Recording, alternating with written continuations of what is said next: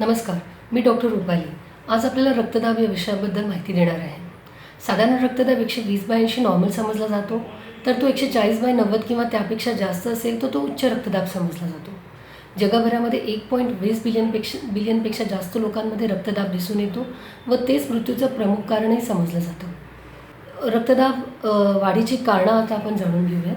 अनियंत्रित घटक, वय 60 वर्षाच्या पुढे असेल तर, फॅमिली हिस्ट्री रक्तदाब हृदयरोगाची असेल तर, किंवा आपणाला स्वतःला डायबिटीज अथवा हृदयरोग असेल तर. नियंत्रित घटक आहेत की ज्यांच्यावरती आपण उपचार करून नियंत्रणामध्ये राखू शकतो. असे घटक आहेत रक्तामध्ये वाढलेलं कोलेस्ट्रॉल, खाण्यामध्ये वाढलेलं मिठाचं प्रमाण, लठ्ठपणा, मानसिक ताणतणाव, झोपेचा अभाव, शारीरिक व्यायामाचा अभाव, तसंच दारू अथवा स्मोकिंगची सवय. रक्तदाब हा बऱ्याच वेळेला सायलेंट किलर म्हटला जातो. खूप वेळेला सिम्पटम दिसून येत नाही. अचानकपणे रक्तदाब आहे हे जाणवतं किंवा कळून येतं.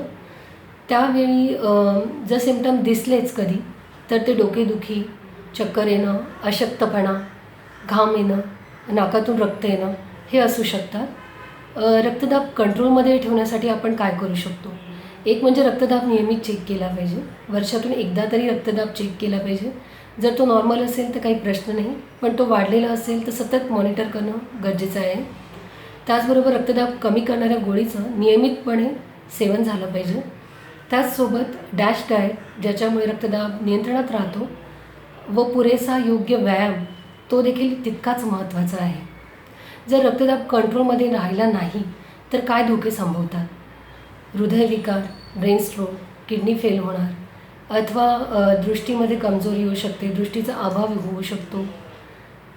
ह्या सर्व धोक्यांना आणि सिम्पटमला लक्षात ठेवून औषधं सेवन करताना पेशंटकडून काही चुका होतात.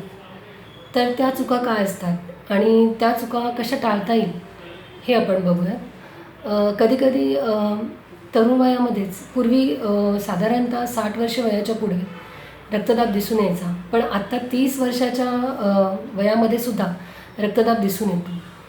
तर अशावेळी वर्षाचं एक चेकअप, ॲन्युअल हेल्थ चेकअपमध्ये पूर्ण चेकअप झालेलं पाहिजे. त्याच्यामध्ये रक्तदाब नॉर्मल असेल तर ठीक, जर तो वाढलेला असेल तर नियमितपणे चेक केलं गेलं पाहिजे.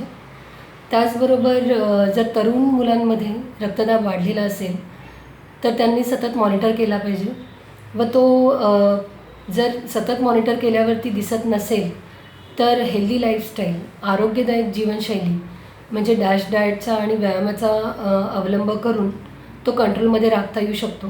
पण जर सततच BP जास्त राहत असेल तर त्यावेळी मात्र गोळी घ्यावी लागेल. अशावेळी तज्ज्ञ डॉक्टरांचा सल्ला घेऊन इतर काही आजार आहेत का ते तपासून पाहावे व त्यानुसार रक्तदाब नियंत्रित करणाऱ्या गोळीचं सेवन केलं जावं. त्याचबरोबर सतत गोळीचं सेवन करून व योग्य ती आरोग्यदायक शैलीचा वापर करून जर ब्लड प्रेशर कंट्रोलमध्ये राहत असेल तर गोळी बंद पण करता येऊ शकते. तेच वृद्ध लोकांमध्ये जर 60 वर्ष वयापुढे ब्लड प्रेशर दिसून आलं, उच्च रक्तदाब आहे हे जर कळून आलं तर त्यावेळी इतर आजार आहेत का ते तपासले जावेत. डायबिटीज, कोलेस्ट्रॉल, हृदयरोग आणि त्या आजारांची औषधोपचार करतच रक्तदाब नियंत्रित करणाऱ्या गोळीचंही सेवन करावं लागेल. कधीकधी रक्तदाब नियंत्रित करण्यासाठी 1 अथवा 2 गोळ्यासुद्धा लागतील. जर चांगला आरोग्यदायक जीवनशैलीचा वापर केला तर गोळीचा डोस कमी होऊ शकतो, पण वृद्ध लोकांमध्ये ब्लड वेसल्स थिक झाल्याने रक्तदाब कमी करणारी गोळी बंद करता येणं थोडंसं अशक्यच आहे. त्याचबरोबर रक्तदाब कमी करणारी गोळी ही नेमकी कधी घ्यावी याबाबतीतही खूप वेळा प्रश्न असतो. साधारणतः खूप वेळेला क्लिनिकल चेकअप नंतर पेशंटचा सिम्पटम, सगळे इतर आजार आणि लॅब रिपोर्ट बघून पेशंटला डायरेटिकची गोळी दिली जाते किंवा बीटा ब्लॉकर दिलं जातं.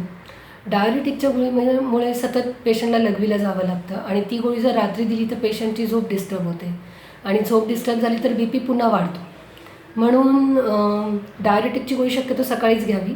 म्हणून पेशंटनी गोळीच्या खोलात न जाता डॉक्टरांनी दिलेला सल्ला योग्यपणे फॉलो करावा आणि शक्यतो रात्रीच्या वेळी झोपल्यानंतर BP 10 ते 15 mmनी खाली चाललेला असतो, पण पहाटे 4 वाजता BP परत वाढायला सुरुवात होते आणि सकाळी 6 वाजताच्या टायमामध्ये तो खूपच वरच्या लेवलला असतो. म्हणून बऱ्याच वेळेला हार्ट अटॅक हा ह्याच वेळेला दिसून येतो. म्हणून सकाळी उठल्यानंतर ब्रेकफास्टच्या आधी किंवा नंतर बी पी कमी करणारी गोळी डॉक्टरांनी सांगितल्याप्रमाणे नियमितपणे घ्यावी, म्हणजे दिवसा काहीही त्रास उद्भवू शकत नाही. त्याचबरोबर अजून एक प्रश्न विचारला जातो, मी शिफ्ट ड्युटीमध्ये काम करतो, माझी गोळी आज घ्यायची चुकली आहे किंवा मी गोळी घरीच विसरलो आहे, अशावेळी मी काय करू? ज्यावेळी तुम्हाला बी पीची गोळी लागली तर तुम्ही ती नियमितपणे सेवन केली पाहिजे. त्याचबरोबर गोळी जर चुकली असेल तर जास्त स्ट्रेस किंवा टेन्शन न घेता शांत राहणं आणि दुसऱ्या दिवशी न चुकता ठरवलेल्या वेळेला गोळी अवश्य घ्यावी. शक्यतो गोळी विसरू नये, गोळी स्वतःच्या सोबतच ठेवावी. त्याचबरोबर बऱ्याच वेळेला पेशंटकडून 3 गोळ्या दिलेल्या असतील, सकाळी 1 किंवा रात्री 1, तर त्यामधल्या एका गोळीचा डोस चुकतो. तर असं होऊ नये, कारण जर बी पी अनकंट्रोल झाला तर त्याचे धोके आहेत, हृदयविकार आहे, किडनी फेल होणं आहे. म्हणून गोळ्यांचा डोस चुकवू नये. कधीकधी पेशंटला सकाळी 1 गोळी चालू असते, संध्याकाळी 1 चालू असते. समजा सकाळची टेल्मा आणि रात्री पण त्याने टेल्माच गोळी घेतली, नॅटेनोलॉल घेतली नाही, तर एकाच वेळी चुकीच्या गोळीचा डोस गेल्याने सुद्धा बी पी अनकंट्रोल होऊ शकतो. त्याचबरोबर कधीकधी पेशंटला वाटतं माझा बी पी कंट्रोलमध्ये आहे आणि पेशंट गोळ्या थांबवतो, तर असं करणंसुद्धा चुकीचं आहे. कारण स्वतःहून गोळ्या बंद करणं चुकीचं आहे. त्याच्यामुळे बी पी अनकंट्रोल होऊन हृदयविकार, किडनी फेल होणं हे धोके संभवू शकतात. म्हणून फिजिशियनकडून, तज्ज्ञ डॉक्टरांकडून सतत बी पी चेक करून तो 1 ते 3 महिने सतत नॉर्मल आल्यानंतर फिजिशियनच्या सल्ल्यानेच गोळी बंद करू. बऱ्याच वेळेला प्रेग्नन्सीमध्ये बी पी वाढतो, त्याच्यामुळे टॉक्सिमिया ऑफ प्रेग्नन्सी ही कंडिशन उद्भवते. ती कंडिशनसुद्धा तज्ज्ञ डॉक्टरांच्या सहकार्यानेच हँडल करावी. तसेच ज्यावेळेला इमर्जन्सी येते, ब्लड प्रेशर वाढून पेशंट इमर्जन्सी ब्लड प्रेशर 160 किंवा 220च्या पुढे जातं, अशा वेळेलासुद्धा इमर्जन्सी ट्रीटमेंटची गरज असते पेशंटला, ती अवश्य घ्यावी. धन्यवाद.